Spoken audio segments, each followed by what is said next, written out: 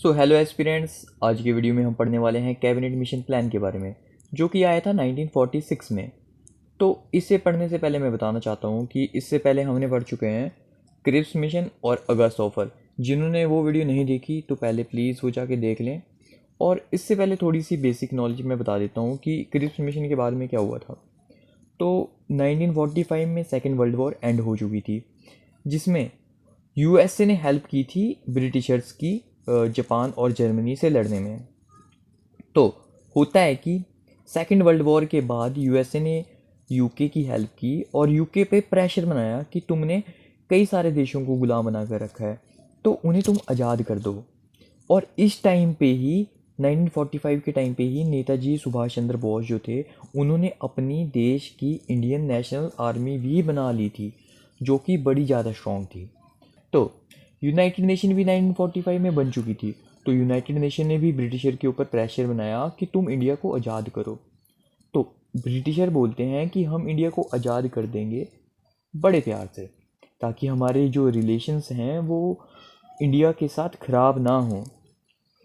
तो इसके बाद आता है cabinet mission plan. So what is cabinet mission plan?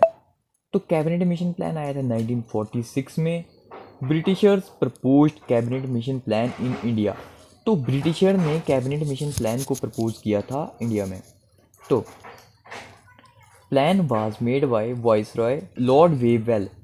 तो ये प्लान जो था, उस टाइम के जो वाइसरॉय थे, वाइसरॉय मतलब हेड ऑफ द कंट्री, उस टाइम के जो वाइसरॉय थे वो थे Lord Wavell.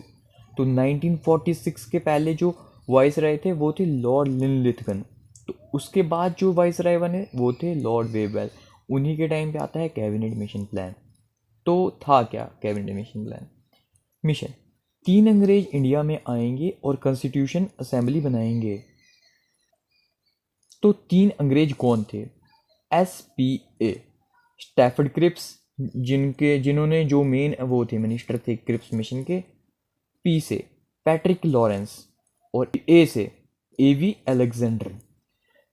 Then Constitution Assembly was formed in November 1946 to frame the Indian Constitution. तो 1946 नवंबर को इंडियन कॉन्स्टिट्यूशन की जो तो ब्रिटिशर्स जो लॉर्ड वेवेल थे, जो ब्रिटिशर वाइसरॉय थे, वो इन 3 अंग्रेज़ों को भेजते हैं इंडिया में और बोलते हैं कि जाओ भारत जाओ और वहाँ पे कॉन्स्टिट्यूशन असेंबली बनाओ। तो ये 3 अंग्रेज आते हैं और कॉन्स्टिट्यूशन असेंबली बनाते हैं, और उस कॉन्स्टिट्यूशन का असेंबली का काम था कि इंडिया का कॉन्स्टिट्यूशन बनाना। Then constitution assembly was formed in November 1946। नवंबर 1946 में कॉन्स्टिट्यूशन असेंबली बन चुकी थी, जिसका काम था इंडिया के कॉन्स्टिट्यूशन को बनाना। अब देखते हैं कॉन्स्टिट्यूशन असेंबली की फर्स्ट मीटिंग कब हुई, उसके प्रेसिडेंट और हेड कौन थे। कॉन्स्टिट्यूशन असेंबली की जो फर्स्ट मीटिंग थी वो हुई 9 दिसंबर 1946 में, जिसके हेड थे डॉक्टर सच्चिदानंद सिन्हा। और मैं बता देता हूँ कि ये टेम्परेरी हेड थे, ये परमानेंट हेड नहीं थे, क्योंकि सबसे पहले जो कॉन्स्टिट्यूशन असेंबली बनी तो ये डिसाइड नहीं किया गया था कि कौन वो हेड बनेगा। तो ऐसे ही डॉक्टर सच्चिदानंद सिन्हा को टेम्परेरी हेड बना दिया जाता है 2 दिन के लिए। तो फर्स्ट मीटिंग में हेड बने थे जो कि टेम्परेरी हेड थे सिर्फ 2 दिन के लिए। तो ये भी क्वेश्चन पूछा जा सकता है कि who is the temporary head of the constituent assembly? तो आएगा डॉक्टर सच्चिदानंद सिन्हा। ठीक है। तो 9 दिसंबर को फर्स्ट मीटिंग हुई और उसके बाद नेक्स्ट मीटिंग हुई, वो हुई 11 दिसंबर 1946 में, जिसके परमानेंट प्रेसिडेंट थे वो थे डॉक्टर राजेंद्र प्रसाद जी, और वाइस प्रेसिडेंट थे वो थे HC मुखर्जी। और जो कॉन्स्टिट्यूशन एडवाइज़र थे वो थे BN राव। और हमने पहले भी पढ़ चुके हैं the idea to have the constitution, MN Roy 1934। तो MN रॉय थे जिन्होंने 1934 में कॉन्स्टिट्यूशन असेंबली का आइडिया दिया था।